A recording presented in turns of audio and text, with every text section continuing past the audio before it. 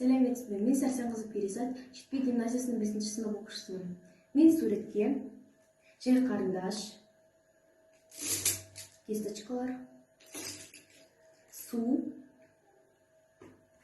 және гуашь бояуларын қолданамын. Менің елім, менің жерім тақырыбы бойынша сурет саламын. Бұл суретте халықтық тұрмыстық заттары және қолөнер бұйымдарын бейнелеймін.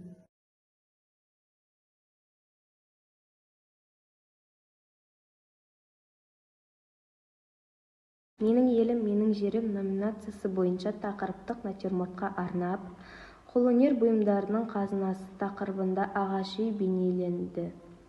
Жергілікті Маңғыстау өлкесінің шеберлерінің қолмен дайындалатын бұйымдарын ағаш үйде жинақтап көрсетуді мақсат еттік. Қазақтың көшпелі өмірінде тұрмыстық бұйымдарды қолмен дайындап және оны жас жеткіншектерге қалай дайындау керектігін үйрету жалғасын тауып отырған.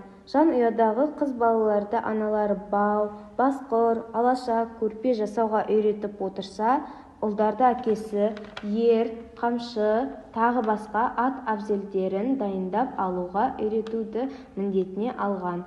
Егер қолынан келмейтін болса, ауыл шеберлеріне жасатып, жастарды солардан үйретуге үгіттеп жіберіп отырған. Бұл ұлттық дәстүрдің өзіндік сабақтастығының белгісі. Салған суретте қолданатын тұрмыстық бұйымдардың ағаш үйдің ішінде орналасу тәртібі ескерілді. Себебі ағаш үйдің оң жақ босағасында ыдыс-аяқтар қойылады. Сондықтан қымыз құятын саба оң жаққа орналастырылды. Келесі суретте керегенің басына ілулі тұрған бас киімдері мен домбыра, үлкен аталарға арналған тон, ішік, тағы басқа сол сияқты киімдер бейнеленді.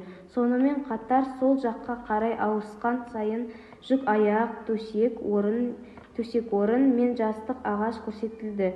Керегенің басында қамшы, ат әбзелдері мен шаруашылыққа қажетті құрал-жабдықтарға көрсетуге арналды. Бұл ағаш үйдің сол жағы болу керек. Осы суретімізде біз дәстүрлі тұрмыстық бұйымдарды жергілікті жеріміздің салтына сай кәсібіне қарай заттарды бейнелеп көрсеттік. Бейне жазбаны тыңдап көргендеріңізге рахмет.